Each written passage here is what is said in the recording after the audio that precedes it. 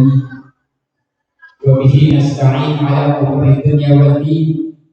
الصلاة والسلام على أشرف الأنبياء والسيد المرسلين إمام المتقين وقائد الغر المحجلين وشفيع المذنبين سيدنا محمد وعلى آله وأصحابه وأزواجه وذريته وأهل بيته والأئمة المهدي والمشايخ المتقدمين والشهداء الصالحين وأهل طاعتك أجمعين من أهل السماوات وأهل الأرض برحمتك يا أرحم الراحمين ويا أكرم الأكرمين والحمد لله رب العالمين. رب اشرح لي صدري ويسر لي أمري واحلل عقدة من لساني يفقهوا قولي أما بعد. Hadirin jamaah majelis Haflah Isra wal Mi'raj yang saya cintai dan yang saya banggakan. Salam takzim dan mahabbah saya untuk seluruh saudara-saudara muslim saya di perumahan Geraha Teluk Jakarta dan masyarakat sekitarnya yang malam hari ini kita berkumpul di Masjid Al-Ikhlas. Bil khusus Ketua DKM kita Al-Ustaz Al-Haj Ihsan. Saya tadi dari Rumpin dijemput langsung. Saya nggak pakai pulang rumah dari Rumpin karena di sana ada kajian sore, langsung ke GTJ. Dijemput pakai mobil tapi berasa naik pesawat. Yang bawanya pilot. Habib, sekarang kita jam sekian lewat sekian, insya Allah sampai GTJ jam sekian lewat sekian. Cuman nggak ada ting tong, nggak ada gitunya doang. Penumpang yang terhormat, siap-siap kita akan mengalami turbulensi karena jalanan penuh galian bekas truk yang bawa batu di Rumpin. Alhamdulillah, pengalaman menyenangkan. Ngobrol sama sama ketua DKM kita punya sudut pandang yang berbeda tentang memandang sesuatu dari sudut pandang seorang pilot. Saya senang sih kalau cerita-cerita teknologi. Beliau cerita tentang driving pesawat itu ada yang dengan vision dan dengan visi dan dengan instrumen. Naam ya, dengan instrumen dan dengan visi. Ya, visi berarti mengandalkan kepiawaian pilot ya, instrumen udah pilot leha-leha katanya, cuman memantau doang. Instrumen berjalan sebagaimana mestinya. Seru ngobrolin pesawat. Yang saya hormati dan saya banggakan juga tempat saya istirahat guru kita bersama Al-Ustaz Haji Firdaus. MC kita Bapak Mufti, ada Haji Amir dan kawan-kawan ya. Kang Atep, mana Kang Atep? Ya, ini kalau saya sebutin satu-satu namanya ngabsen. Ketua DKM kita sengaja naruh acara habis Isya langsung mulai supaya nggak kemalaman pembahasan kita. Tapi kalau saya sebutin namanya satu-satu, Pak RW yang saya hormati dan saya banggakan, nggak boleh ketinggalan. Nanti jam 10 baru selesai nyebutin namanya semuanya. Jadi yang nggak disebut namanya sungguh tidak mengurangi rasa hormat, rasa takzim dan mahabbah saya dari hati yang terdalam buat bapak-bapak semuanya.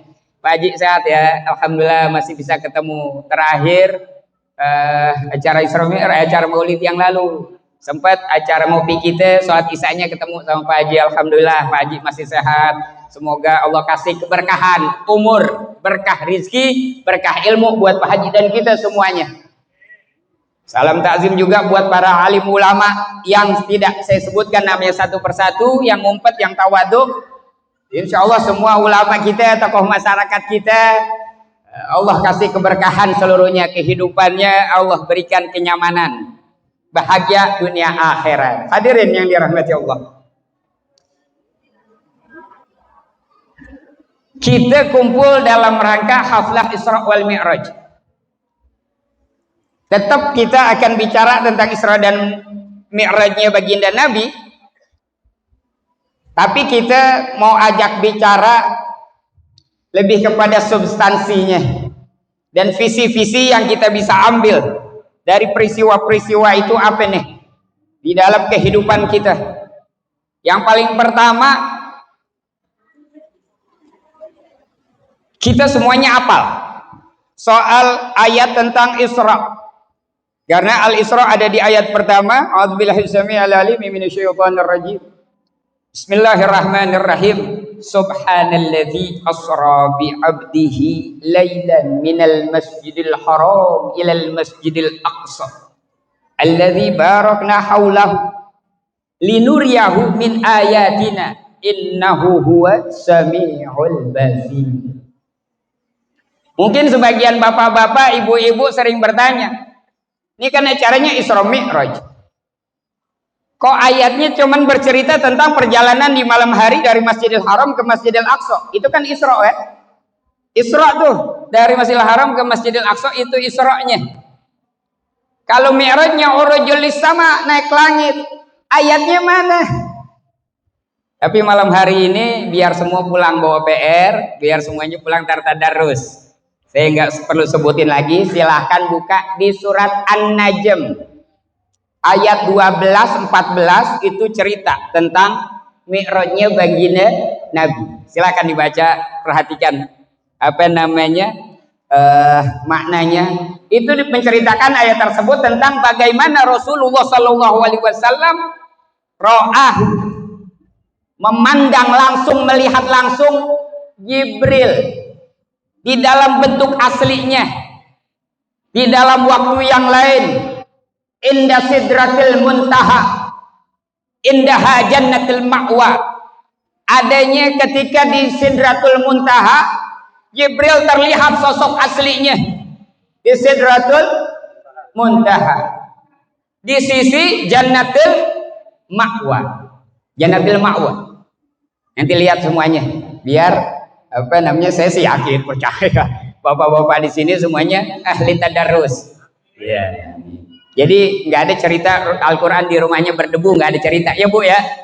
Al-Qurannya bersih, klimis karena dibuka terus sampai halamannya pada lecek karena bolak-balik ke khatam, balik lagi ya. Ya kemarin dah khatam, balik lagi, mungkin nggak ngehin, sekarang saya ingetin, buka tuh halaman apa namanya An-Najm ayat 12, 13, 14. Yaitu cerita tentang Mi'raj, supaya nggak ada lagi yang nanya, Ustaz, itu kan ayat tentang Isra sering kita dengar, Mi'rajnya mana? Udah yang tadi itu. Kita lanjutin ceritanya. Kita masuk ke yang tadi tuh. Surat Al-Isra ayat pertama. Dibukanya dengan apa? Subhanalladzi, subhana, maha suci Allah. Secara umum, secara adat, yang namanya kita ini udah fitrahnya dari sana. Ya Bu, Bu, assalamualaikum. Ibu-ibu biasanya responsif, saya ngeliat diem aja, apa sawan gitu. Saya baru mulai udah langsung ngegas apa gimana nih? Makanya ditegur dulu. Jadi kita udah fitrahnya kalau melihat sesuatu yang ajaib, menghadapi yang aneh, yang dahsyat, ucapan kita adalah Subhanallah. Ajib kan kayak begitu. Subhanallah. Allah tahu adat kebiasaannya manusia itu modelnya kayak begitu. Makanya ngeklik ketika tentang Isra Mi'raj, Allah buka dengan kalimat itu. Udah pesen itu, kalau kita mau tahu ada rahasia di balik itu, ada pesen yang bakalan disampaikan itu adalah sesuatu yang dahsyat, yang gak semua orang bisa terima, saudara. Subhanalladzi asra bi 'abdihi, maha suci Allah, zat yang telah memperjalankan perjalanan di malam hari. Kalau digunakan kalimat Isra berarti perjalanannya malam hari. Jadi kalau apa namanya diksi kata bahasa Arab itu dalam satu bentuk kata Indonesia itu banyak bentuknya. Jadi kalau udah Isra itu berarti perjalanan di malam hari. Sebagaimana Nabi Yakub nyari Nabi Yunus itu tengah malam jalan di tengah gurun. Kita belok dulu nih ke zaman para pendahulunya Bani Israel. Makanya keturunannya disebut Bani Israel. Kenapa disebut Bani Israel? Bangsa yang nenek moyangnya dulu jalan tengah malam. Kalau kita jalan tengah malam di GTJ masih ramai ketemu tukang mie tek-tek.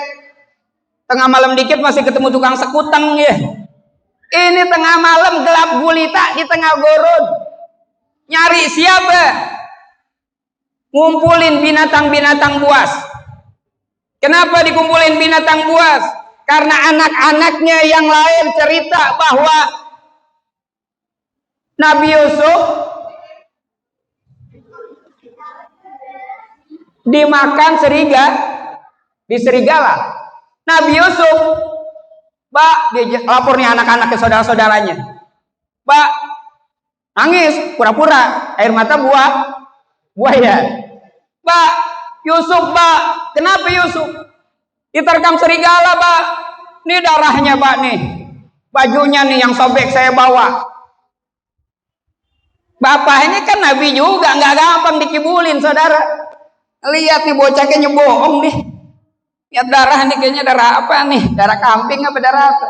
Nggak percaya, siapa bilang? Ayahnya percaya kalau anaknya diterkam serigala. Nabi Yakub dalam peristiwa ini. Maka karena yang dituduh serigala, tengah malam jalan. Tengah malam kalau bawa-bawa tengah malam masih ngopi di teras. Tengah malam jalan ke gurun. Kumpulin binatang-binatang buas. Serigala gurun dipanggilin. Singa gurun. Siapa yang serem-serem semuanya dipanggilin. Yang ada kemungkinan nerkam anak manusia. Itu berderet itu. Dari serigala yang buas-buas. Singa gurun. Biawak gurun. Sampai kelinci. Marmut gurun. Sampai sikut-sikutan ke bahasa kitanya. Ini gara-gara ente nih. Serigala kita jadi dipanggil sama Nabi. Gemeteran mereka. Singa gemeteran di hadapan Nabi. Ini kita jadi urusannya repot nih. Berurusan sama Nabi. Ente sih pakai gigit. Enggak, demi Allah ini kagak gigit, kata serigala. Dipanggil, ditanya satu-satu. Biar ngaku. Siapa di antara kalian nih binatang-binatang buas, serigala, singa, kelinci? Ya semuanya ditanya. Siapa yang makan anak-anaknya? Enggak, Nabi, beneran. Kita difitnah nih, nggak ada di antara kita yang melakukan itu. Nabi tahu, cuma buat membuktikan, biar semuanya menjadi clear. Kan Nabi kayak antum-antum yang para akademisi ini nih, kritis, logis, sistematis, analis. Nggak bisa gampang nerima hoax kan kayak gitu. Diteliti dulu, dibuktikan dulu. Terbukti nih nggak ada binatang, nggak mungkin bohong. Ditanya sama Nabi. Jalan di malam hari, keturunannya makanya dikenal dengan sebutan Bani Israel. Kita belum Isra Mi'raj bro. Kita lagi ngomongin kalimat akar kata Isra. Isra itu adalah perjalanan malam. Perjalanan malamnya dari Masjidil Haram ke Masjidil Aqsa. Itu yang namanya Isra. Alladzi barakna haulah. Itu Masjidil Haram, Masjidil Aqsa Allah berkahi. Itu tempat-tempat yang berkah. Kalau dikatakan Masjidil Aqsa di Palestina itu pun tempat penuh keberkahan, Masjidil Haram di Makkah tempat penuh keberkahan, nggak ada sanksi lagi. Kenapa? Yang ngomong, yang nyampein, yang berfirman adalah Allah. Siapa yang mau nggak percaya kalau Allah udah berfirman? Untuk apa? Siapa yang diperjalankan bi abdihi lailan minal masjidil haram ilal masjidil aqsa, itu kalimat bahwa hambanya diperjalankan. Bi itu dalam diksi kata Arab, utuh huruf bisa bermakna itu kan dengan, bisa bermakna ma'iyah, penyertaan. Artinya diperjalankan itu atas kuasanya Allah, inisiatifnya Allah, kehendaknya Allah. Bukan maunya Nabi, bukan kekuatannya Nabi, tapi Allah yang memberikan kekuasaan, kemampuan kepada Nabi melintasi itu. Masjidil Haram ke Masjidil Aqsa, belum bicara langitnya dulu. Ke Masjidil Haram ke Masjidil Aqsa dalam sebagian kecil malam. Kalau zaman sekarang ada orang murtad, jangan heran. Zaman Nabi masih ada yang murtad banyak. Paling banyak murtad terjadi ketika Rasul menyampaikan peristiwa Isra Mi'raj. Malamnya Isra Mi'raj. Besoknya Nabi ke depan pintu Ka'bah. Wa ballaghal ummata bil isra'i wa fardi khamsatin bil lamtirai qad faza siddiqan bi tasdiqillahu wa bil uruji sidqa wa fa'ahlahu. Kalau di dalam Nazm Aqidatul Awwam, ini kalau orang Betawi dulu, kalau bocah remaja belum hafal Aqidatul Awwam dari awal sampai akhir, itu nggak boleh dikasih pacaran, nggak boleh dikasih dia minta kawin, kagak dikasih. Kalau mertuanya ngetes dulu, apal kagak lu Aqidatul Awwam? Karena apa? Itu pondasi tauhid. Semua diceritain, Mi'rajnya diceritain, hijrahnya diceritain. Tadi diceritain tuh di dalam bait tadi, wa ballaghal ummata bil isra'i. Setelah Isra Mi'raj, besoknya siang Nabi cerita, balaghal ummat, sampaiin kepada umat tentang peristiwa Isra Mi'raj yang Nabi alami tadi malam. Cerita dari Masjidil Haram ke Masjidil Aqsa, cerita Sidratul Muntaha, wa fardhi khamsatin bilam tirai, dan bercerita tentang kewajiban salat 5 waktu. Fardhi khamsatin, salat 5 waktu bilam tirai, enggak ada keraguan, enggak ada inget-inget gimana, enggak, semuanya jelas, tak tak tak tak disampaikan. Bayangin Pak, Bu, bayangin Bu, 15 abad yang lalu keilmuan belum sampai. Kalau sekarang ilmunya udah sampai. Kalau 15 abad yang lalu bercerita semalam ke Isra Mi'raj, ke Masjidil Haram, Masjidil Aqsa dalam sebagian malam, orang nggak percaya. Jangankan begitu, 15 abad yang lalu, nggak usah 15 abad yang lalu, 1911 sebelum kita merdeka,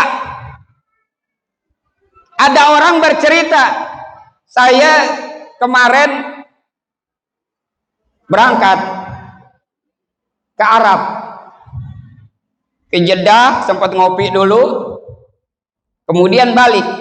Alhamdulillah sekarang bisa kumpul nih sama antum. Tahun 1911 orang cerita kayak gitu, ada yang percaya nggak?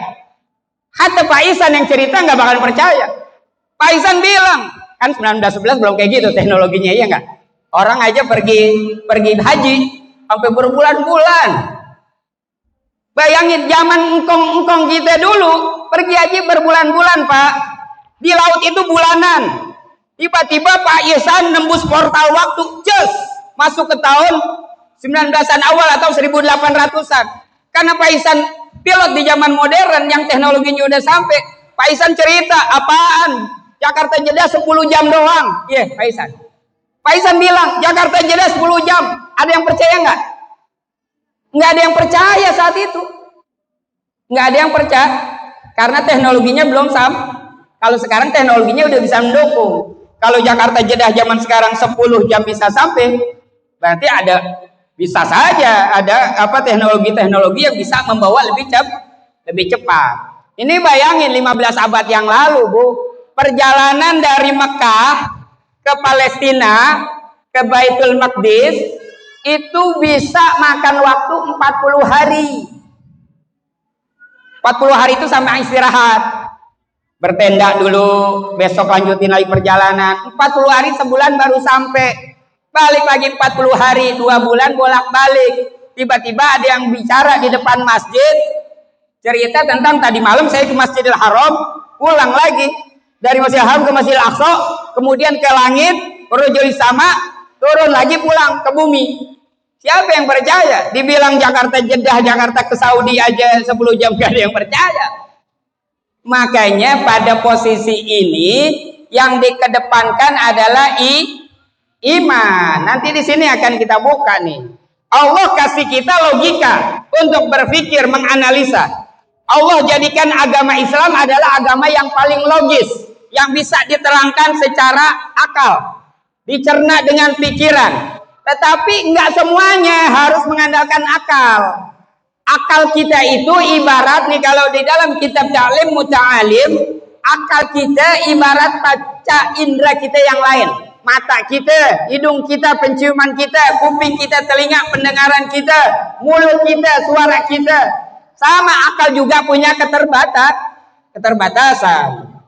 Kalau saya bilang di belakang mihrab ada anak kecil yang lagi kebingungan. Ada yang lihat nggak? Nggak lihat. Kenapa? Terbatas oleh dinding. Mata kita nggak bisa sebagaimana mata kita punya batasan, demikian juga akal kita ada terbatasnya. Siapa bilang kalau warna langit biru? Itu kan cakrawala batasan pandangan mata kita. Pak Ihsan bawa pesawat vertikal. Cari birunya dari mana sih nih? Nggak ketemu. Karena itu cuma batas panca indera Demikian juga akal kita punya batasan, sehingga ada beberapa bagian di dalam agama kita akal dimundurin dulu, akal minggir, iman yang mau maju nih, iman yang kedepankan. Coba bapak pakai akal dari rumah mau ke Al-Ikhlas sampai depan kentut, padahal di rumah udah wudu. Kemana bapak pergi? Tempat ngapain? Basuh apa? Basuh muka? Kan yang kentut pantat. Kok yang dibasuh muka? Itu dia nggak bisa pakai akal. Kalau pakai akal, yang kentut pantat. Kenapa bukan pantat yang kita bersihin? Kenapa muka, tangan, ngusap kepala, terus kaki? Pantatnya mana? Padahal yang punya kerjaan nggak bisa pakai akal, pakai iman. Kalau udah syariat kayak gitu, ikutin. Sehingga pada posisi ini sampai diceritain, Rasul cerita itu di depan pintu Ka'bah, orang kumpul, ceritain tentang Isra, ceritain tentang Mi'raj, cerita tentang sholat 5 waktu. Banyak yang nggak percaya, banyak yang jadi provokator, termasuk Abu Jahal kasakusuk nyari ngumpulin orang yang bisa dia ajak untuk berbicara secara logika, untuk ikut-ikutan nggak percaya sama apa yang Nabi sampaikan. Sampailah nih Abu Jahal ke Abu Bakar. Dia ngomong Abu Bakar, Bu, sahib ente bu, kayaknya udah mulai aneh nih, agak lain nih. Kenapa kata Abu Bakar? Dia cerita di depan pintu Ka'bah, katanya tadi malam dia jalan ke Masjidil Haram, dari Masjidil Haram ke Masjidil Aqsa. Ente percaya bu? Dia cerita katanya ke langit. Kata Abu Bakar, ane percaya. Kata Abu Jahal, atasaddaqta bihadza kisb. Ente percaya sama dosa ini? Bohong kayak begini ente percaya? Apa Sayyidina Abu Bakar bilang? Seandainya Muhammad bercerita yang berlipat-lipat lebih dahsyat dari apa yang diceritakannya saat ini, Abu Bakar percaya. Itu namanya iman. Selesai udah. Nggak usah pakai analisa. Kalau udah iman nggak pakai analisa. Makanya kalau kita di dalam dunia akademisi, kritis kan ada dua. Kritis untuk membuktikan, kritis untuk menguatkan pengetahuan. Wilayah keimanan kalau kita mau kritisnya untuk menunjang pengetahuan kita supaya semakin kokoh. Percaya dulu kalau iman. Sayyidina Abu Bakar nggak cerita naik apa sama siapa, jam berapa mulainya, pulangnya jam berapa, enggak lah. Ane percaya, kata Abu Bakar, seandainya pun lebih dahsyat dari ini, ane percaya. Makanya tadi tuh sejak saat itu disebut digelari Abu Bakar Siddiq. Ini PR buat kita nih, bahwa nggak segala sesuatu kita pakai logika terus. Ada wilayah-wilayah yang keimanan punya porsi di situ, nggak usah ngomong logika dulu, iman dulu. Makanya kalimatnya tadi, qad faza siddiqan bitasdiqil lahu. Sungguh keberuntunganlah bagi Abu Bakar dengan membenarkan apa yang diceritakan tentang tadi Isra Mi'raj tersebut.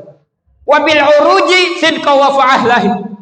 Dan dengan kepercayaannya Abu Bakar Siddiq tentang Mi'rajnya Nabi naik ke langit, kebenaran nggak lari kemana-mana, akan datang kepada orang yang memang punya pemikiran yang benar. Sejak saat itu Sayyidina Abu Bakar Siddiq, Sayyidina Abu Bakar digelari As-Siddiq untuk wilayah keimanan. Tapi kalau berita-berita kabar burung, Allah perintahkan kita untuk cek and recheck. Kita kan pintar juga. Yang mana wilayah keimanan, yang mana wilayah gosip. Kalau wilayah gosip mah nggak bisa harus kita teliti, harus kita verifikasi. Tapi kalau keimanan nggak kayak begitu. Imanin dulu. Baru kita kalau mau memperdalam menggali tafadhol, tapi imannya udah nancep. Bicara keimanan. Kemudian apa tujuan Allah? Di ayat tadi Allah katakan linuriyahu min ayatina. Untuk kami perlihatkan, kata Allah, kepada Muhammad dari antara kebesaran-kebesaran kami. Kalau ilahiyahnya, ceritanya, kisahnya, beritanya begitu ajaib, itu adalah bagian dari kebesaran Allah. Bagaimana Allah siapkan buruk. Buruk itu sampai sekarang dia punya suspensi dan punya teknologi, belum ada yang bisa nandingin. Buruk melesat sejauh pandangan mata. Hitungan sepersekian detik ya. Kalau Suzuki Hayabusa 1600 cc dalam 3 detik sampai 3000 km, 300 km per jam. Buruk. Buruk itu mata nggak bisa ngejar. Sedetik kemudian tes hilang kecepatannya, nggak kekejar. Kemudian dia punya shock breaker. Iya, kalau bapak tuh pakai Suzuki spesial 100 yang dipakai di kecamatan tuh, ya konon tahun 90-an itu suspensi paling empuk katanya, enak bawanya para camat kan pakai gituan dulu tuh. Dia punya model kalau melewati dataran yang tinggi, menanjak jalannya, kan dia di atas. Itu kaki yang depan mendekin, kaki yang panjang, yang belakang panjang. Kalau jalanannya turun dia kagak nukik pak, kaki belakangnya yang pendek, kaki depannya yang panjang. Jadi Nabi stabil, nggak kenal polisi tidur, nggak kenal jalan bolong, stabil. Itu dia punya kaki yang nyesuaiin, otomatis, autopilot kalau kata Pak Ihsan ya. Udah semuanya pakai instrumen jalan. Dan itu belum ada sekarang. Dulu ada mobil Citroen tuh ya, yang kalau banjir bisa naik. Ya baru gitu doang, belum bisa kayak buruk. Itu juga mungkin kayak jangan-jangan terinspirasi dari buruk tuh. Katanya buruk kalau jalan menurun tuh bagian kaki yang turun itu panjang lah. Dia kalau ini banjir bisa naik tuh mobil Citroen zaman dulu. Tahun 80-an tuh. Allah sedang memperlihatkan tanda-tanda kebesaran. Semua yang terjadi di sepanjang peristiwa Isra Mi'raj nasihat buat kita. Kalau kita mau berpikir, kalau kita mau metik, kalau kita mau ngambil dalil istidlal. Sekarang saya ajak begini. Bapak diajak sama Ustadz Firdaus jalan-jalan. Kemana Ustaz? Ke Cianjur. Dan ke Cianjur nih Pak nih. Kemudian sampai satu tempat, jadi kita istirahat dulu di sini kata Ustadz Firdaus. Tempatnya adem, sejuk. Kita baca Fatihah dulu dah kata Ustadz Firdaus. Buat sahibul wilayah yang dulu pernah istirahat di sini.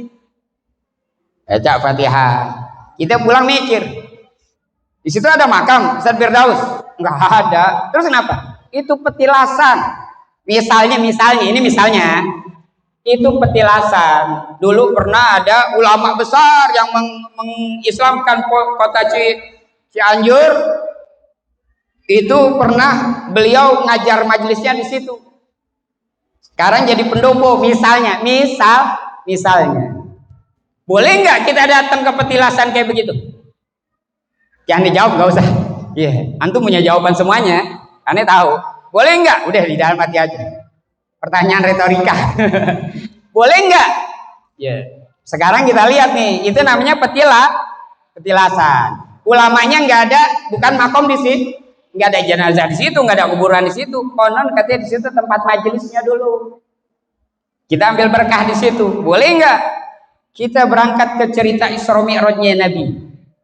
Makanya saya bilang, dari peristiwa Isra Mi'raj itu penuh pelajaran yang kita ambil, sehingga kita bisa beristidlal dari situ, sehingga kita bisa tahu, mengukur segala sesuatu itu nggak gampang menjustifikasi, nggak gampang ngambil kesimpulan. Di antara perjalanan Isra baginda Nabi, Di tengah jalan Nabi bilang, ya Jibril, wangi apa aneh, wangi banget. Wanginya enak banget, harum. Yang nggak pernah saya nyium harum kayak begini nih. Kata Jibril, no, di bawah makamnya Masito, tukang nyisir anak tukang nyisirin keluarga Firaun, anak Firaun disisirin, bininya dikepang-kepang, halus-halus. Itu Masito kerjaannya tuh. Karena dia nggak mau nyembah Firaun, Masito lakinya sama anak bayinya semuanya digoreng, direbus sama Firaun dalam kuali besar. Mati syahid, kuburannya di situ, wanginya kecium kemana-mana. Bagi orang yang penciumannya menembus alam gaib, alam kubur itu, alam yang nggak bisa dicerna pakai kasat mata. Lewat lagi, Nabi diajak mampir kemana? Ke Thayyibah. Salat 2 rakaat di Thayyibah. Thayyibah itu yang nanti engkau akan di sini nanti. Dakwamu berhasil di sini. Kau akan memimpin, jadi pemimpin negara selain pemimpin agama. Syariat agama akan tegak dan engkau akan memenangi segala macam peperangan. Semuanya akan berbondong-bondong mengikutimu di Madinah. Isra Mi'raj itu sebelum peristiwa hijrah. Nabinya belum hijrah, tempatnya udah dikunjungi. Salat sunnah 2 rakaat di Madinah, yang kelak Nabi hijrah ke sana. Berangkat lagi naik buruk, syus. Nggak pakai persneling, nggak pakai persneling. Buruk, cem. Kata Jibril, kita minggir dulu, kita mampir. Apa ini Jibril? Kata Nabi, ini Madian. Madian itu satu kampung, satu kota, satu negeri, tempat Nabi Musa nyender istirahat dari lari kejaran tentara Firaun. Nabi Musa lari dari Firaun, dikejar sama tentaranya, lari sampai ke Madian. Yang nanti kelak di Madian Nabi dapat istri, punya keluarga di sana. Yang lagi nyender di pohon ngelihat ada perempuan menggembala kambing, mau ngasih unta, mau ngasih minum untanya nggak kebagian karena yang laki gede-gede badannya berebutan ngambil air duluan. Dia nunggu yang laki-laki udah habis semuanya baru dia bisa. Nabi Musa ini perempuan lama, kesian nih kalau kayak gini modelnya. Nabi Musa kan gagah. Kenapa lari sampai melarikan diri dari tentara Firaun? Gara-gara misain orang berantem. Didorong ke Nabi Musa mau ngedamain, mau melerai. Ini orang berantem dipisahin sama Nabi Musa, didorong jatuh mati. Saking perkasanya Nabi Musa, lari sampai Madian, istirahat, ketemu ada perempuan lagi gembala onta. Antri perempuan apa laki-laki gede-gede. Minggir, kata Nabi Musa. Ini perempuan udah lebih lama dari ente nunggunya. Ini dulu dia kasih air, diambilin air. Dikasih ke perempuan yang buat minum ontanya. Ini perempuan pulang. Cerita, Mbak, tadi kita ada yang nolongin, Mbak. Ngasih onta-onta kita. Laki, Mbak. Badannya keker. Orangnya ganteng, Mbak. Itu di kota Madian. Negeri Madian. Berhenti di situ.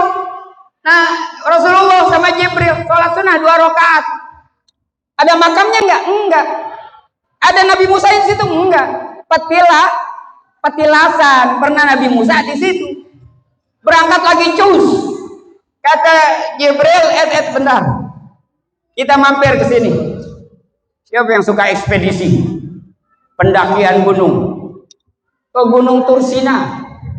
Apa nih Jibril di gunung nih? Kata Jibril, ini Bukit Tursina, Gunung Tursina, tempat Nabi Musa mendapatkan wahyu secara langsung sebagai kalimullah yang berbicara langsung dengan Allah. Dialog dapat wahyu langsung. Nih di sini tempatnya. Petilasan. Ada kuburannya? Nggak ada. Ada orangnya? Nggak ada. Petilasan. Ini aneh bukan mau berdebat soal perbedaan pendapat, bukan. Kita lagi ngelihat Isra Mi'raj sebagai pelajaran-pelajaran hikmah-hikmah yang di situ juga bisa kita jadikan istidlal, pengambilan dalil untuk istinbat yang kelak setelah diolah bisa menjadikan produk hukum.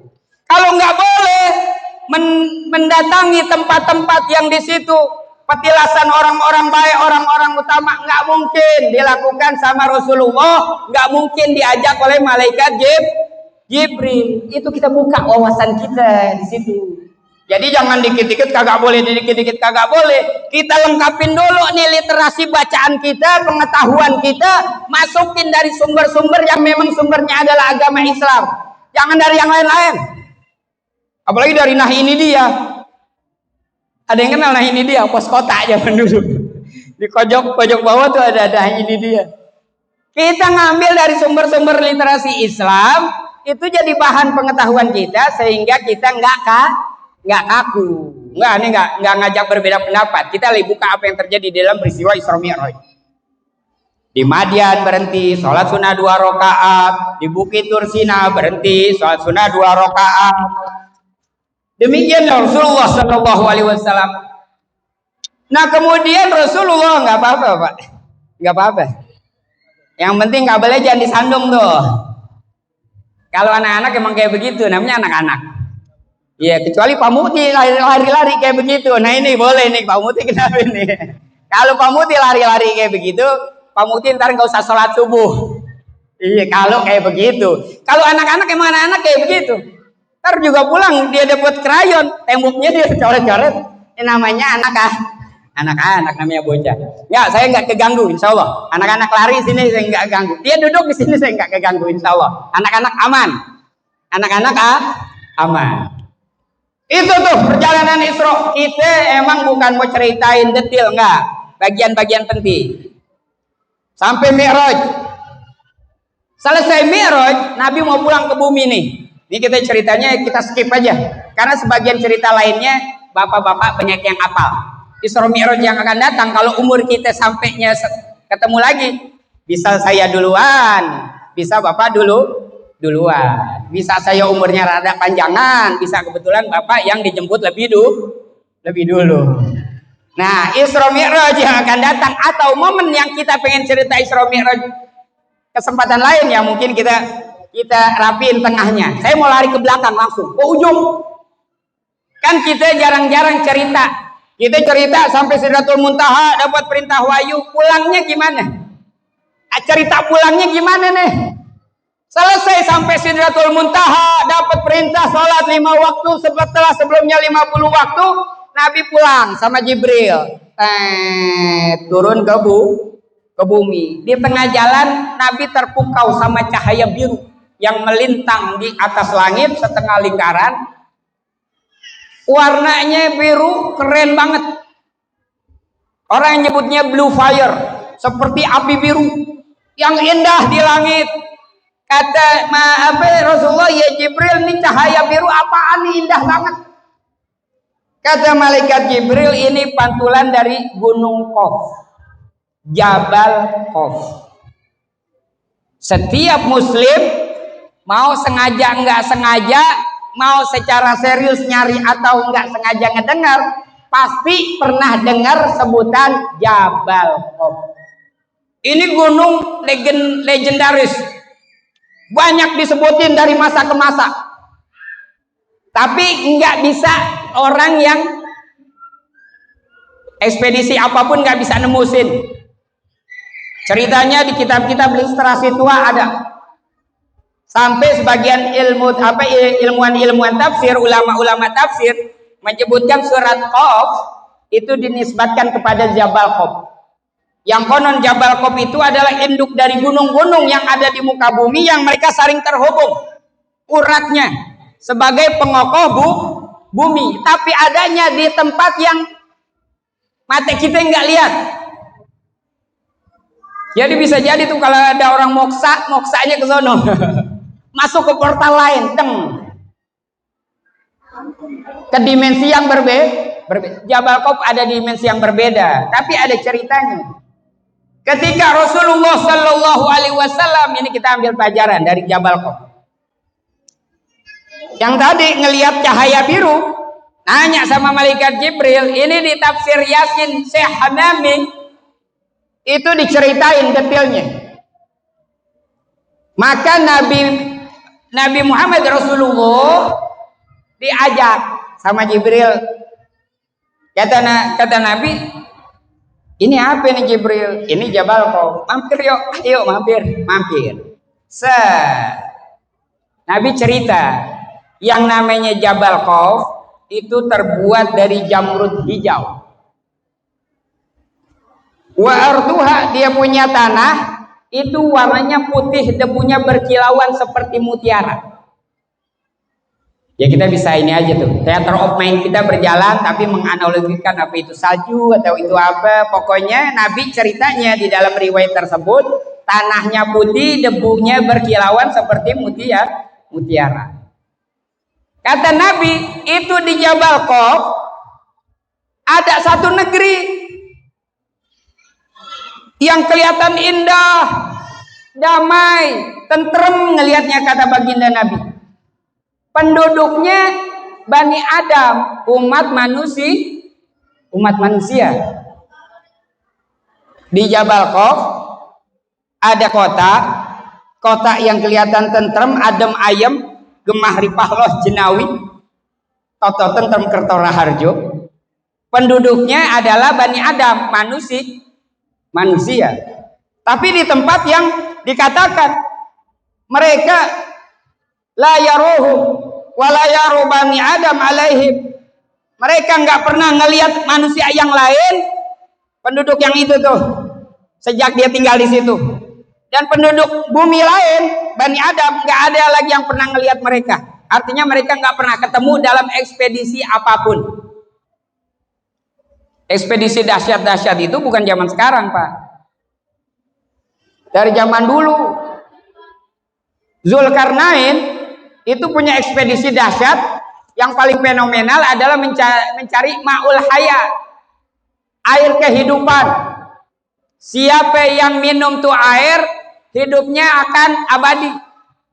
Ekspedisi besar, bulanan di dalam masuk ke dalam lorong, dapat petanya, rahasianya. Dilakukan ekspedisi itu. Zulkarnain kan ke timur ke barat, sampai ketemu Ya'juj wa Ma'juj. Percaya nggak kita? Gimana kita nggak percaya kalau kisahnya ada di surat Al-Kahfi di dalam Al-Quran. Di Al-Quran bagaimana Zulkarnain melintasi bumi berekspedisi, diceritain di Al-Kahfi.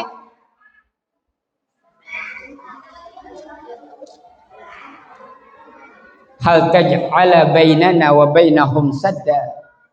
Sampai penduduk yang salah satu penduduk yang ditemui sama Zulkarnain, apakah kita minta sama Zulkarnain bisa bikinin tembok antara kita sama mereka?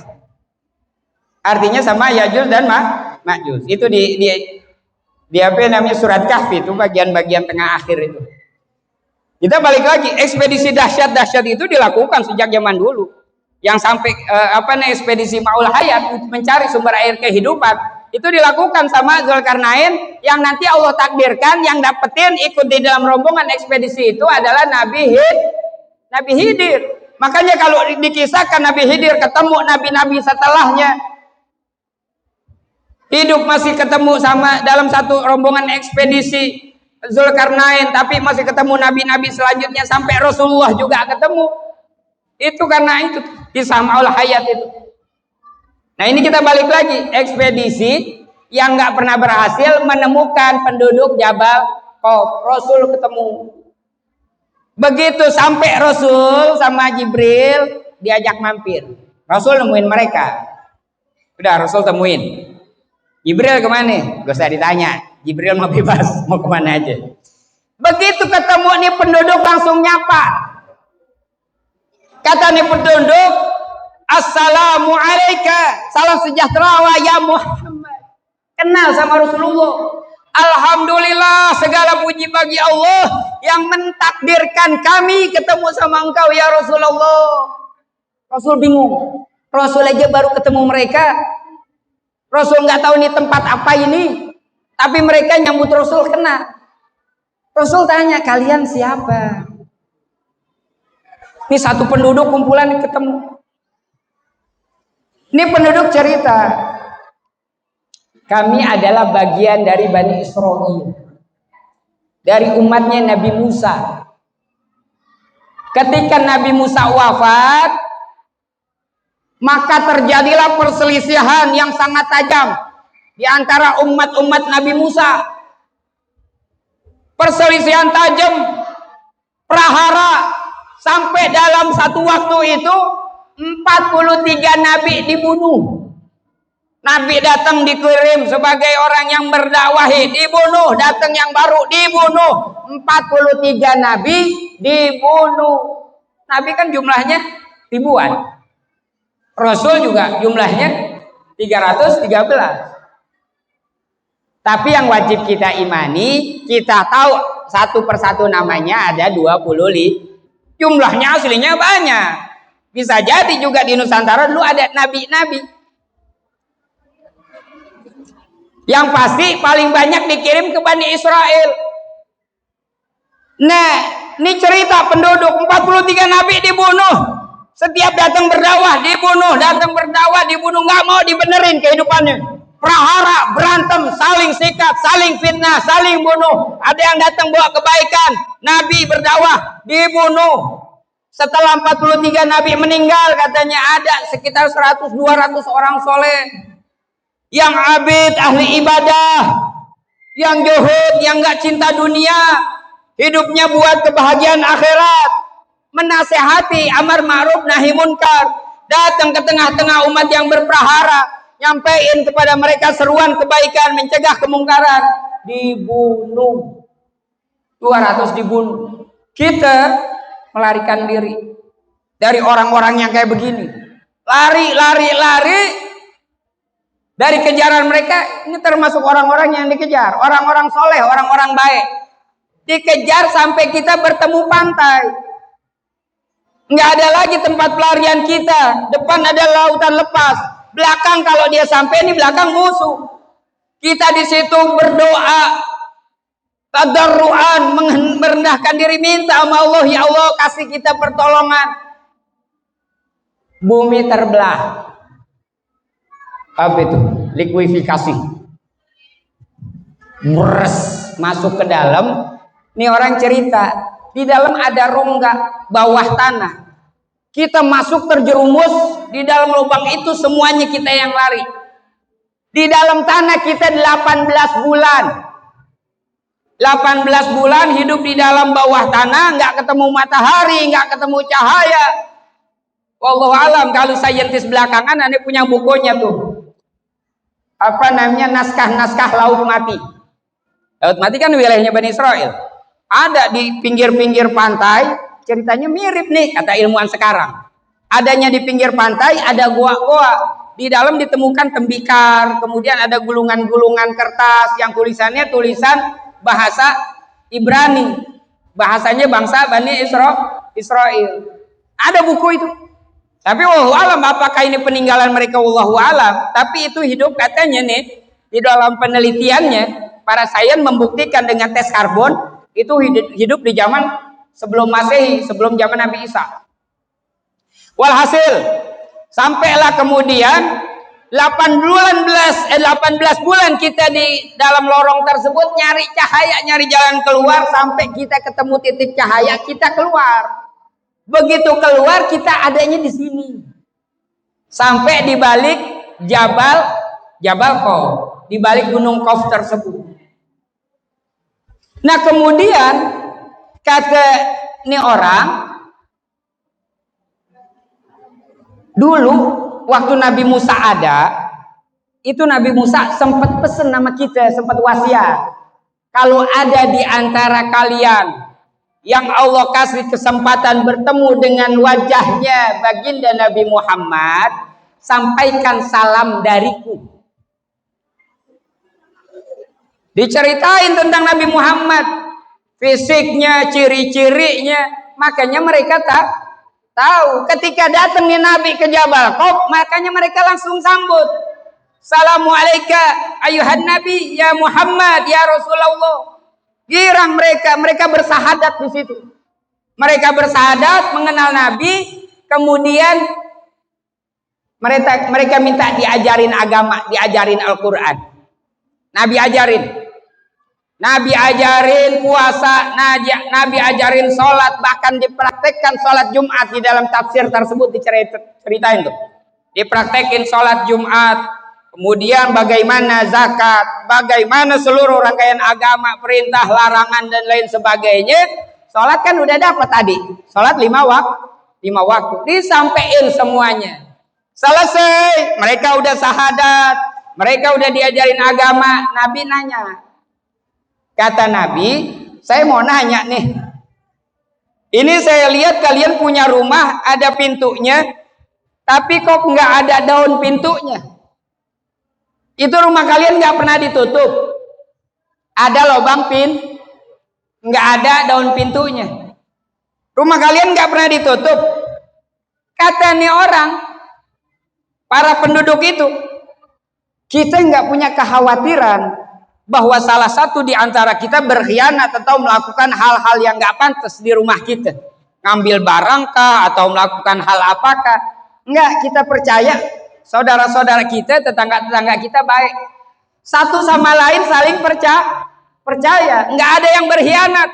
Insya Allah kayak penduduk GTJ, saling percaya. Apain pintu kalau kita nggak ada bahaya yang mengintai? Terus Nabi tanya, ini rumah kalian modelnya sama semuanya, tingginya sama semuanya, rata. Kenapa bisa sama?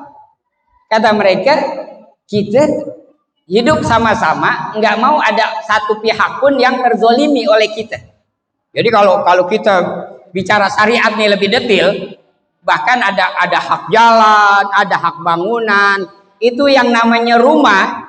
Ini bab kitab ini nih, hak-hak apa namanya, kita punya sosialisasi. Kalau rumah tinggi, rumah kita 2-3 lantai, tetangga kita rumahnya kecil, merengil, ketutupan sehingga dia nggak dapat matahari karena rumah kita yang tinggi, itu udah dianggap zalim, saudara. Dianggap zalim terhadap haknya tetangga yang butuh sinar matahari. Tapi kan kita nggak ngeh kayak gitu. Soal kayak gitu kita seenaknya aja, punya duit bangun. Lah ubah dia nih, nggak peduli yang lu gimana. Tapi kalau orang salah kita ngeh benar. Tapi kalau kita salah kita nggak peduli. Tapi nggak ada di sini, nggak ada di GTJ, nggak ada di Kebun Jeruk. Jadi tuh di balik bukit kok itu rumahnya sama, temboknya tingginya sama, pintunya nggak ada dan pintunya nggak pernah ditutup. Terus Nabi nanya, ini kalian kenapa ini penduduk kumpul di sini, tapi ngebangun rumah ibadah masjid jauh banget dari kampung kalian, kenapa? Kata mereka, ya Rasulullah, kan kalau kita jalan ke masjid lebih jauh, pahalanya lebih gede. Kalau ada pahala yang lebih gede, ngapain kita bikin masjid yang membuat pahala kita jadi kecil di tengah-tengah kampung? Itu coba bayangin, Pak. Ngejar pahala. Nabi nanya, ini dari tadi kita lama berinteraksi. Apaan aja udah disampaikan. Tentang sholat, puasa, kalian tanya, saya jawab, kita ngobrol lama. Saya tadi perhatiin ini di antara kalian, dipancing-pancing nggak ada yang tertawa terbahak-bahak. Kenapa? Kata nih orang, ya Rasulullah, tertawa terbahak-bahak kan ngegelapin hati. Kita nggak mau hati kita gelap. Jadi mereka cuma senyum, wajahnya berseri-seri ketika ketemu sesama. Tapi nggak ada tuh bercanda-bercanda sampai terbahak-bahak, apalagi sampai guling-guling. Kagak ada, karena ketawa terbahak-bahak menggelapkan hati. Kata Nabi, di antara kalian ini ada nggak yang sakit? Mukanya sama semuanya, romannya, kulitnya pucat kuning, tapi kelihatan fit. Ada yang bangun, misalnya nggak ada yang megangin pinggang, aduh gitu. Ngumpul-ngumpul duduk, kagak ada yang berselonjoran. Kenapa? Asam urat, nggak ada. Nggak, kalau yang di sini Bapak mau selonjoran nggak apa-apa, saya mah bebas.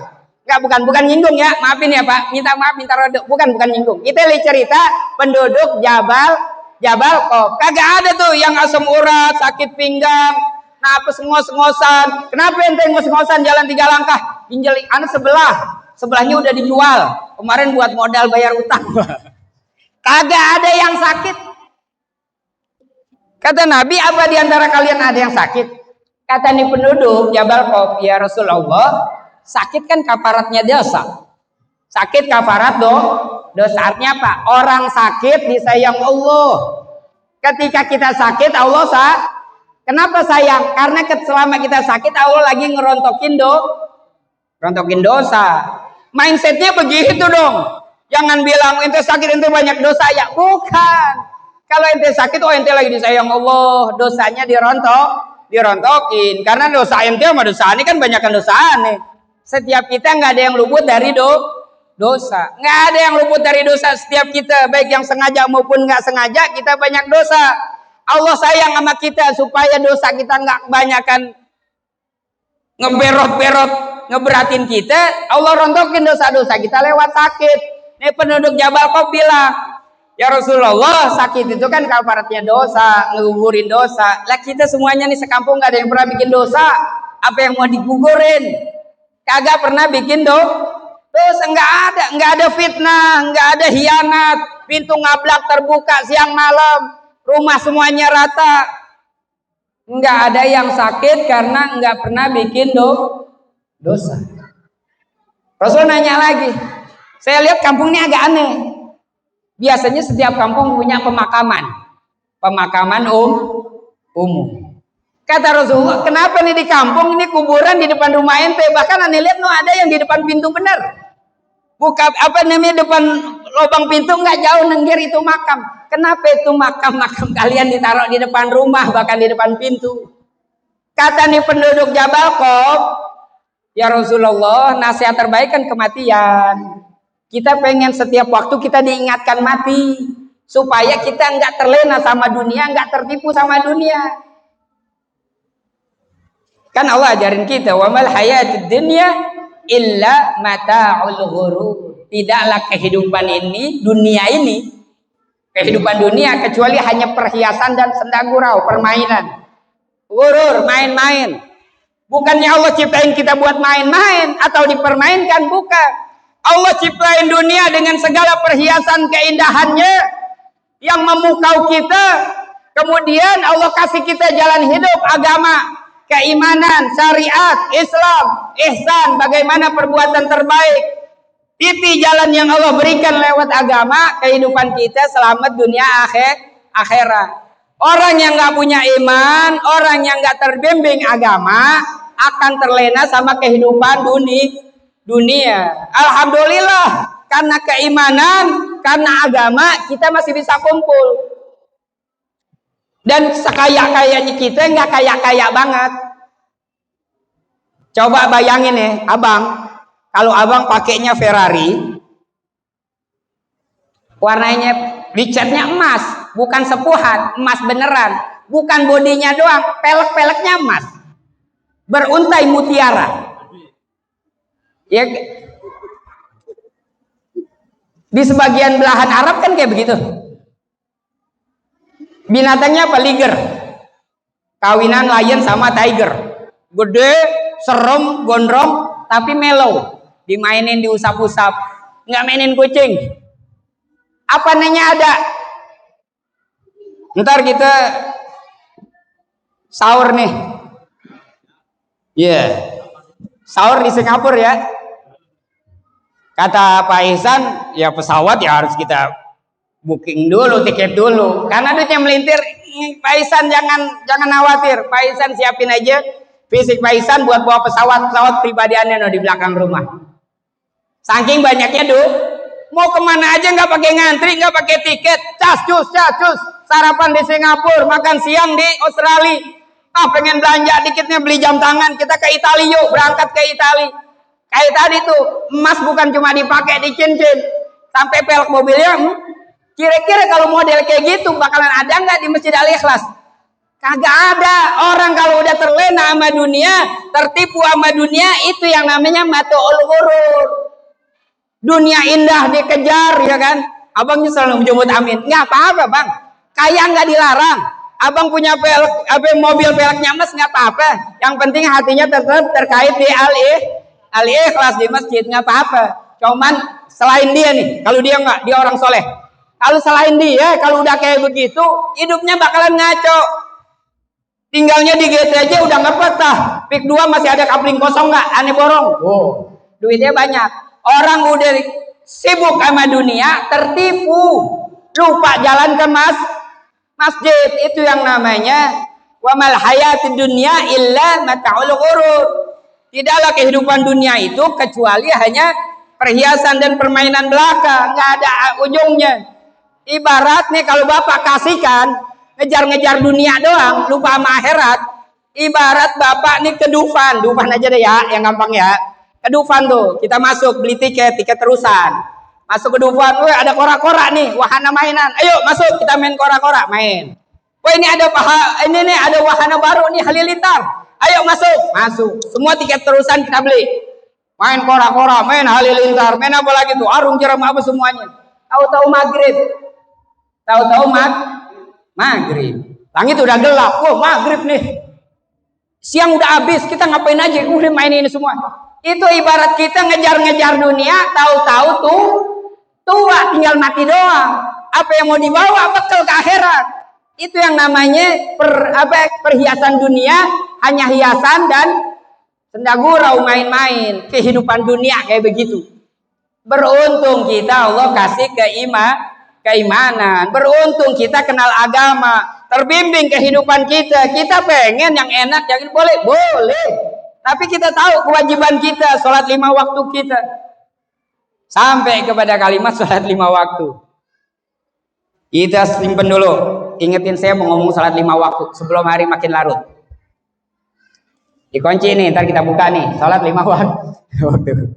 Kita lanjutin dulu nih. Kita belum urusannya selesai sama Jabal Qaum. Ketika mereka itu nggak mau kehidupannya tertipu sama dunia, supaya tetap ingat sama akhirat, nggak mau lalai. Itu kuburan-kuburan saudaranya dimakamin di depan rumah supaya ingat terus. Oh, gue juga bakal mati nih. Kalau keasikan main mulu, ntar waktunya mati nggak punya bekal. Jadi nasihat terus dan nggak doyan nama dunia, nggak serakah. Nah kemudian Rasul tanya lagi, kata Rasulullah, kulit ente pucat kenapa? Kalau sakit kan nggak pernah sakit, saya lihat segar semuanya. Terbahak-bahak agak, senyum-senyum, kulitnya kuning pucat. Kata mereka, ya Rasulullah, kita selalu dalam keadaan takut, khawatir sama murka-murka Allah. Sehingga rasa takut kita khauf. Rasa khauf kita, takut kita terhadap murka Allah membuat kita semuanya rata nih pada pucat. Itu orang baik-baiknya orang, Pak. Kalau model kayak gitu kita bisa wujudkan di Geraha Teluk Jakarta, pintu rumah ngablak, siang malam aman. Iya, aman. Kita tetangga satu sama lain saling percaya, nggak ada yang berkhianat, nggak ada yang berbuat zalim, aman. Tapi nggak tahu ada tukang beling apa kagak bawa karung. Masuk ke rumah kita habis ya. Sepatu Nike abang dibawa, udah Jordan dibawa semuanya. Artinya apa? Itu dia kehidupan. Maka Rasulullah nemuin mereka semua bersahadat dan itu ada konkret. Jabal Qaum itu ada, penduduknya ada. Rasulullah cerita peristiwanya setelah turun dari Sidratul Muntaha. Pulang kan bawa perintah sholat 5 waktu. Kita bicara keimanan nih, closing ya. Closing. Soalnya saya capek juga nih ngoceh, ngegas mulu dari tadi. Pengen nyender situ ntar kan, ada kopi, iya. Sambil ngerokok nih. Kalau di luar kita bisa ngerokok, di dalam jangan coba-coba itu ngerokok. Di depan kita bisa ngerokok. Walhasil saudara, Mi'raj bawa pulang sholat 5 waktu. Wa ba'da Isra'in urujul lis-sama hatta ra'an nabiyya rabban kallama bi ghairi kaifin wa khinsarin waftarat alaihi khamsan ba'da khamsina farad. Setelah Isra Nabi naik ke langit. Itu yang namanya mi'rajnya. Urujul sama, naik ke langit, hatta ra'an nabi rabban kalama, sampai di situ Nabi langsung dapat wahyunya, berbicara komunikasi langsung sama Allah, nggak lewat Jibril lagi, beda sama perintah-perintah yang lain. Dapat perintah sholat 5 waktu bi ghairi kaifin, tanpa protokoler, tanpa susunan acara. Saya bilang bercanda tadi sama Pak Ihsan sama Pak Mukti. Nanti Beb nih acara kita begini-begini. Ane bilang kayak peristiwa Mi'raj, kagak ada pakai sambutan, kagak ada pakai tokoh masyarakat, bahkan. Tokoh masyarakat di langit itu jenderalnya siapa? Jibril. Jenderalnya Jibril. Tapi ketika peristiwa Mi'rajnya Nabi dapat perintah sholat 5 waktu, nggak pakai protokoler. Bahkan Jibril nggak bisa masuk sampai gerbang Sidratul Muntaha. Itu yang tadi itu di An-Najm itu diceritain. Jibril kelihatan bentuk aslinya. Jibril nggak bisa nyebrang tirai Sidratul Muntaha yang untuk Rasulullah sendiri saja bertemu dialog langsung dengan Allah, dapat perintah sholat. Bi ghairi kaifin, kagak ada tata cara protokoler. Kali sambutan yang terhormat Jibril sebagai akamsi, anak kampung sini, sebagai pemimpin wilayah, RW-nya di GTJ ada beliau, mungkin RW di sana, Jibril. Kali Jibril sambutan dulu, kagak ada. Jibril nggak bisa lewat. Pak RW apa namanya? Pak DKM cerita, kita ajarin ntar kayak gini. Aneh bilang kayak peristiwa Mi'raj di ghairi kaifin, kagak ada yang sambutan, kagak ada apa, langsung habis buka MC langsung ngegas. Udah, emang kayak gitu, ada hikmah yang kita ambil tuh. Begitu Rasulullah, saking mulianya salat, perintah salat langsung Allah yang nyampein dalam peristiwa Mi'raj, nggak lewat siapa-siapa, nggak lewat MC, bahkan nggak lewat. Maaf Pak Mukti, antum nggak kepake urusan salat. Langsung Allah ngasih, nggak lewat Jibril. Yang lain kan lewat Jibril. Perintah puasa lewat Jibril. Lewat apa? Wahyu Al-Quran. A'udzubillahi samil alim minasyaitonir rajim. Ya ayyuhalladzina amanu kutiba alaikumus syiyam kama kutiba alal ladzina min qablikum la'allakum tattaqun. Itu dicerita sampai kepada Rasulullah lewat Jibril. Tapi perintah sholat langsung Allah kepada Rasulullah dalam peristiwa Mi'raj. Betapa agungnya nih sholat. Kita yakini keagungan sholat dengan segala fadilahnya, sampai pada posisi seberapa ada aman suara ya, ketepak dikit. Sampai pada ketika ini keimanan kita diuji nih Pak. Ini aneh mau ngajak kita main ujian keimanan. Enggak, aneh gak minta lembar jawaban. Kita jawab masing-masing dengan keimanan kita. Apa? Ketika kita diuji di hadapan kita, Allah Subhanahu wa taala berfirman, A'udzubillahi samii'il 'aliim minasyaitonir rajim. Wa aqimis shalah. Innas salata tanha 'anil fahsya'i wal munkar. Wa la dzikrullahi akbar. Wallahu ya'lamu ma tasna'un. Allah yang berfirman, aqimis shalah, dirikanlah salat. Inna salata tanha 'anil fahsya'i wal munkar. Ini mau tutup di situ dulu tuh. Sesungguhnya salat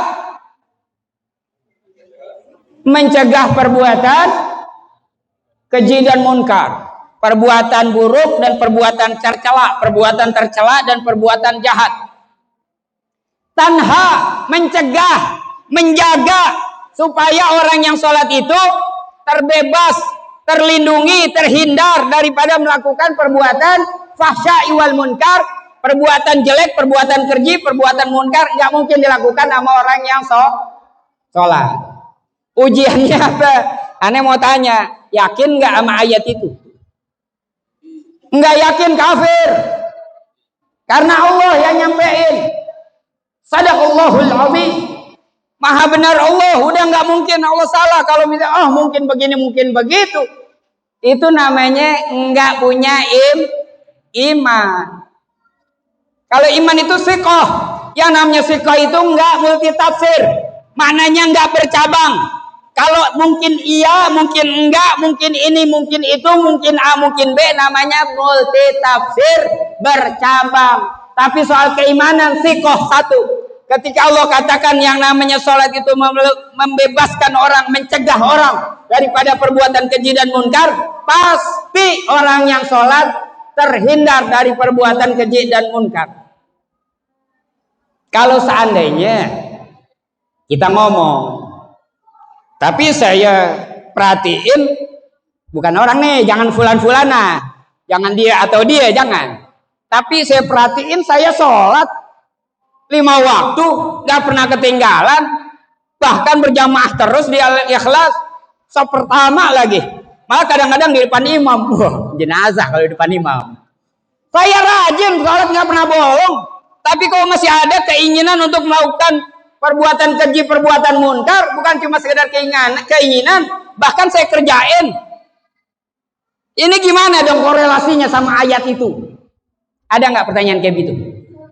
Ada. Ya ini mah buat jawab aja, bukan pertanyaan retoris, bukan.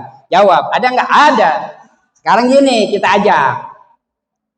Kalau misalnya ada orang sholat, nggak pernah ninggalin sholat, tapi perbuatannya masih keji, perbuatannya masih munkar, lisannya masih tajam, nyakitin hati orang, perbuatannya masih durjana, menzalimi orang, pikirannya masih jelek, penuh dengan kedengkian terhadap orang, sholat, rajin. Berarti ada yang sholat sama sholatnya dia. Bukan sholatnya yang salah, tapi sholatnya dia yang salah. Di mana yang salah sholatnya? Ayo kita bicara sholat. Yang namanya sholat dan semua ibadah, Bu, takbir. Ibu-ibu sawan kayaknya nih. Dari tadi diem aja gitu.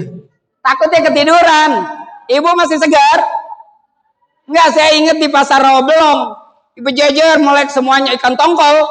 Ditanya kagak jawab, apa kagak jawab, ikan tongkol berderet. Ibu-ibu takutnya ini masih ada apa enggak? Kita lanjutin Bu ya. Sholat, semua ibadah. Puasa, zakat, haji, namanya ibadah utama. Setiap ibadah enggak terlepas dari syarat, rukun, dan harus menghindari hal yang membatalkan. Ada syarat-syarat sah sholat. Kalau dalam literasi Safinatul Sholat 12 syarat sah sholat. Itu yang membuat sholat kita sah kalau syaratnya yang 12 terpenuhi. Syarat apa? Bedanya sama rukun. Syarat adanya harus terpenuhi sebelum sholat didirikan. Rukun adanya dimulai dari takbiratul ihram bersama niat di situ, ditutup dengan salam. Di dalamnya ada rukun-rukun yang jumlahnya 19 di dalam literasi Safinatul Sholat. Ada 12 hal yang membatalkan sholat kita. Satu persatu kita teliti, ada nggak di dalam sifat sholat kita nih salah satu dari 12. Kalau ada, jangan-jangan sholat kita batal dari hari ke hari. Karena namanya sholat, yaudah. Ini puasa sama, punya syarat rukun hal membatalkan. Zakat juga punya, haji juga punya. Kita ngomongin sholat doang. Kenapa? Karena kita lagi bicara inna sholata tanha anil fahsya'i wal munkar. Yang namanya sholat punya syarat, Pak. Salah satunya kita nggak mungkin ceritain 12. Kalau 12 ntar lagi rukun 19. Aneh kapan ngopinya? Kagak ngopi-ngopi, kagak ngudut-ngudut gitu urusannya. Ngoceh doang. Mana seret banget lagi. Mau minum ke selangnya lama, minum dulu nggak apa-apa ya. Ini lagi mau nyontohin minumnya Nabi. Kata Nabi sebelum minum baca bismillah. Habis minum alhamdulillah. Nabi tuh kalau minum 3 kali tegukan. Bismillah. Alhamdulillah. Bismillah. Alhamdulillah. Minum hukumnya apa minum? Minum hukumnya boleh. Bulan lalu kita ngumpul bahasa ahkamus sab'ah. Hukum yang 7, hukum syariat itu 7. 1 wajib, 2 sunnah, yang ketiga mubah. Mubah itu artinya boleh. Halal itu kelasnya kelas mubah, Bu. Halal kelasnya mubah. Yang namanya mubah mah nggak ada dosanya, nggak ada pahalanya. Semangka halal? Halal. Boleh dimakan? Boleh karena halal. Ibu doyan semangka, ibu makan boleh? Boleh. Tapi ada semangka di depan meja kita lagi nggak pengen makan semangka, boleh? Boleh. Namanya boleh, namanya mubah. Yang halal kayak begitu. Kali di sini disediain ada sirup marjan karena mau sebentar lagi Ramadan, ada yang nyetok duluan. Ada sirup marjan, ada susu, misalnya ada kopi, ada air putih. Halal semua, halal semuanya. Tapi apakah karena halal aneh harus minum semuanya? Enggak, saudara. Kalau aneh doyannya kopi, aneh minum kopinya doang. Dosa enggak aneh enggak minum sirup marjan? Kagak dosa. Nanti kan ada abang yang minumnya enggak? Itu kelas halal kayak gitu. Boleh, kagak ada pahalanya, kagak ada dosanya. Tapi kayak tadi tuh minum, Bu. Enggak ada pahalanya minum. Tapi kita masukin pahala dengan mengucapkan dapat pahala ucapan bismillah, pahala zikir. Selesainya, alhamdulillah, dapat pahala, alhamdulillah. Minumnya, Bu, boleh. Ditambah niat yang baik, ya Allah saya minum supaya kuat ibadah. Niatnya baik, innamal a'malu bin niat wa likulli imri'in ma nawa. Segala perbuatan itu tergantung niatnya dan bagi setiap orang masing-masing dinilai dari tujuannya. Minumnya boleh, kagak ada pahala, kagak ada dosa. Tapi niatnya baik dapat pahala. Ada zikir bismillah dapat pahala, ada alhamdulillah dapat pahala. Karena pengennya air putih jadi obat, kita selingin di tegukan kita sambil naguk baca ya Syafi, ya Syafi, ya Syafi. Wahai yang maha menyembuhkan, wahai yang maha menyembuhkan, wahai yang maha menyembuhkan. Jadi obat, jadi dawa. Bapak tiba-tiba sakit pinggangnya sembuh, asam urat nggak berasa. Karena apa? Kita naruh permohonan dan doa di dalam perbuatan-perbuatan yang baik dan boleh. Kalau halal itu jadi punya pahala dan ditinggalin dosa, repot. Tadi saya ke rumah Ustadz Firdaus disediain sate, kalau saya nggak makan saya bawa dosa nih. Satenya saya ambil 2 tusuk, padahal disediain sepiring. Kalau nilainya yang namanya halal itu sebagaimana wajib, maka harusnya saya makan satu piring sate. Saya nggak makan satenya sepiring, makan 2. Boleh, namanya halal. Balik lagi ke rukun sholat. Kita mau ceritain syarat dan rukun sholat. Syaratnya doang udah. Ini syarat yang satu juga sampai setengah subuh nih. Apa namanya di dalam salah satu syarat sah sholat kita, bersih pakaian, badan dan tempat dari najis. Itu aja dulu kita rapiin dulu nih. Ini ngerapin ini 3 bulan kagak kelar-kelar, Pak. Kenapa kagak kelar? Ayo kita ajak bicara. Di antara yang najis yang kita tahu ada khamr, minuman keras. Khamr, mau dia cap tikus, mau dia topi miring, mau dia Black Label, Jack Daniel, whisky, tetap yang namanya khamr itu najis. Bukan cuma haram, tapi najis. Artinya apa? Teman kita buka botol champagne, kayak Rossi, the doctor, di lap terakhir dia menang, naik podium nomor 1, buka champagne. Antum salah satu kru kesemprot, kesempot champagne Homer selain haram dia juga najis. Selesai selebrasinya Valentino Rossi, kita nyari tempat sholat. Ya karena di sirkuit nggak ada musalahnya misalnya, antum kan lagi ke Catalunya kan kayak gitu. Gelar kardus bekas spakbor. Gelar kardus, sholat di situ pakai baju yang tadi sah? Kagak sah. Ada najis. Homer yang nyimpret ke kita secara zatiah, ainiyah. Selama dia nggak pernah dibersihin secara syariat, ada launuha, ada riuhuha, ada to'nuha, najis. Homer, baul kencing, goit, kotoran manusia, warros, kotoran hewan, wal qai'u muntah, wal qai'u nanah, wadamu darah, wa kalbu wal khinjir, anjing babi najis, wa maitat dan bang ke illa maitatal adami wa samaki wa jarodi.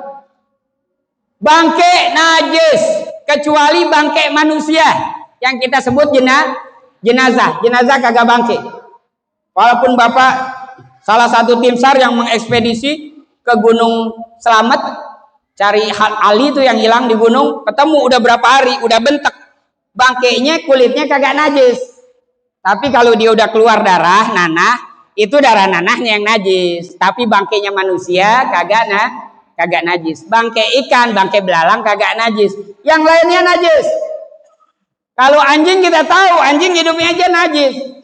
Gak bicara bangkainya. Sekarang kucing, Bapak punya kucing, najis enggak? Enggak. Boleh kita elus-elus, boleh kita gendong-gendong. Tapi dagingnya halal enggak? Enggak boleh makan kucing. Kenapa? Enggak ada syariat cara menyembelih kucing. Sehingga kalau kita perhatiin semua yang haram-haram itu najis ujungnya, sebagian besarnya. Contoh, kucing kagak najis. Tapi kalau udah mati jadi bangkai hukumnya najis, kecuali yang 3 doang, bangkai manusia, bangkai ikan sama bangkai belalang. Jadi kita makan kucing, kita makan barang najis. Emang kucing nggak halal, nggak boleh artinya kalau nggak halal. Dan matinya jadi bangkai, bangkainya najis, masuk ke dalam badan kita. Masuk ke badan kita bawa bangkai, bawa barang najis. Nah sekarang itu kucing, kita goreng, kita makan, kita semuanya sepakat, nggak boleh, haram, najis karena bangkai. Sekarang saya mau nanya, korupsi halal apa haram? Korupsi terserah mau korupsi tingkat RW, kas RW misalnya, kalau Pak RW kita nggak korupsi nggak. Apakah korupsi suku cadang pesawat? Karena ada teknisi di sini, ya Haji Amir. Korupsi apa aja dah? Obeng dikorupsi, korupsi Suzuki apa Honda? Oh Honda, ada anak Honda. Ada Pak Mufti. Korupsi apapun, korupsi haram. Kira-kira kalau haram, ada makanan yang zatiahnya halal, tapi sumbernya haram. Yang namanya korupsi haram. Antum beliin makanan buat istri, buat anak, ngasih anak istri pakai duit beliin baju, mau Ramadan beli baju koko yang baru, beli sarung BHS yang baru, kopiah baru, dipakai sholat tarawih, tapi duitnya duit duit haram. Kalau kucing dia nggak najis, tapi kita makan bangkainya, nilainya haram, najis. Kira-kira apa bedanya sama duit korupsi kita? Dan duit-duit yang diambil dari cara yang haram, judi online, riba. Untung sekarang ada bank syariah, agak tenangan. Mau main pinggiran, mau main online, mau main slot, korupsi di kantor, korupsi di tempat kerja, nipu orang. Kita kasih makan anak bini kita masukin ke dalam perut kita. Masukin ke dalam perut barang yang haram. Terus kita mau sholat, kira-kira itu doang, kita belum yang lainnya. Bersih pakaian, badan, dan tempat dari najis. Ada yang zatiahnya halal, karena kita belinya martabak, belinya beras rojo lele, belinya telur omega, belinya indomie, dikasih makan anak bini kita, sumbernya dari sumber kira-kira itu nilainya najis apa enggak itu? Secara hukum ihsannya. Kalau secara fikih mah barangnya haram, barangnya halal, zatnya halal ya halal. Tetapi kan kita lebih jauh lihat sumbernya. Masuk ke dalam badan kita, itu makanan dari sumber haram.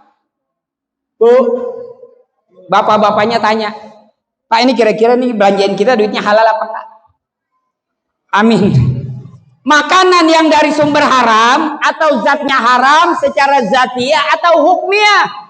Hukmiyah itu apa? Zatnya halal tapi hukumnya sumber dari duit yang haram. Masuk ke badan kita jadi energi, jadi tenaga, menggerakkan pikiran, jadi darah, daging. Maka apa-apa yang masuk ke dalamnya yang haram, energinya akan menggerakkan dia kepada yang haram. Ucapannya jelek, pikirannya jelek, perbuatannya jelek. pakaiannya, badannya nggak suci di mata Allah, sholat jungkal-jungkal. Kan kita lagi ngejawab, kan kita sholat nih, kok kita masih melakukan perbuatan buruk? Kira-kira dari yang pertama tadi doang, bersih nggak pakaian kita, bersih nggak badan kita, bersih nggak tempat sholat kita dari najis? Baru satu itu aja panjang lebar. Bapak-bapak udah mulai bosan ngedengerin saya ngoceh. Ini gimana saya nyebutin 12 nih? Baru satu doang, bersih pakaian, badan, dan tempat dari najis. Jadi kalau misalnya ada orang sholat tapi perbuatannya masih jelek, masih korupsi, masih nipu, masih bohong, bukan sholatnya yang salah. Bener nggak dia punya sholat? Syaratnya terpenuhi enggak? Rukunnya terpenuhi enggak? 12 hal yang membatalkannya terhindarkan atau enggak? Saya satu doang nih ngomong yang membatalkan, Bu, mumpung musim hujan. Mudah-mudahan ada manfaatnya. Ibu sholat, udah pakai mukena rapi, jam 12:30. Karena tadi udah habis sibuk nyiapin bapak makan siang. Bapak mau udah sholat di masjid, ibu siapin bapak makan siang. Bapak udah makan, udah enak, ibu sholat. Lagi sholat, namanya musim hujan, cucian banyak di atas, di jemuran. Kita lagi sholat, geluduk-geluduk. Dalam hati kita, Bu, ini kalau kira-kira gerimis turun, belum sampai hujan gede, saya mau batalin sholat, mau ngangkat cuci, batal.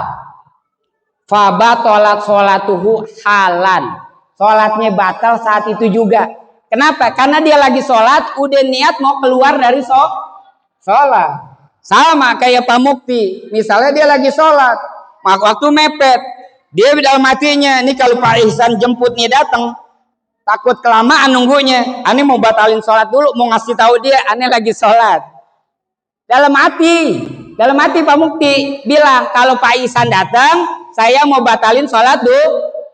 Batolat sholatu halan. Saat itu juga sholatnya batal karena dia sedang berhadapan sama Allah, sedang tawajuh. Yang di depan dia bilang, inni wajjahtu wajhiya lillazi fataras samawati wal ard. Sedang berhadapan sama Allah, artinya masih niat mau keluar sholat.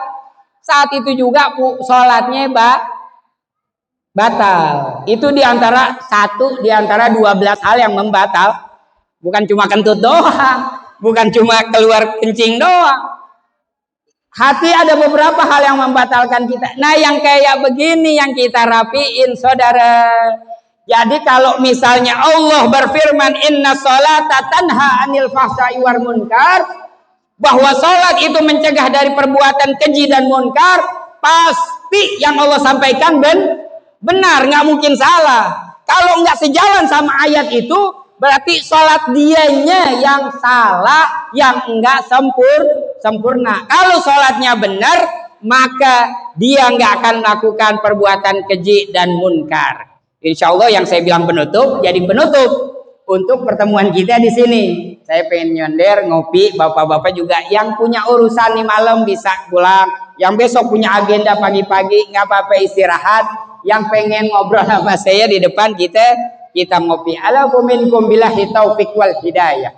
Wallahu muwaffiq ila aqwamit thoriq. Assalamualaikum warahmatullahi wabarakatuh. Bismillahirrahmanirrahim. Al-Fatihah bil qabul wa tamami kulli sul wa ma'mul wa salahizani zahiran wa batinan fid din wa dunya wal akhirah dafi'atan li kulli syarr jalibatan li kulli khair lana wa li ahbabina wa li walidina wa li masyayikhina wa li muallimina fid din ma'al lutfi wal afiyah wa la niyati anna Allah ta'ala yunawwiru qulubana wa qalibana ma'al huda wa tuqa wal afaq wal ghina wal maut ala dinil islam wal iman bila mihnatin wala imtihanin bihaqqi syai'i ولدي أدنان ولكل نية صالحة ولمانا وأسلافنا الصالحون وإلى حضرة النبي المصطفى محمد صلى الله عليه وسلم الفاتحة. أعوذ بالله من الشيطان الرجيم. بسم الله الرحمن الرحيم. الحمد لله رب العالمين الرحمن الرحيم مالك يوم الدين إياك نعبد وإياك نستعين اهدنا الصراط المستقيم صراط الذين أنعمت عليهم غير المغضوب عليهم ولا الضالين آمين.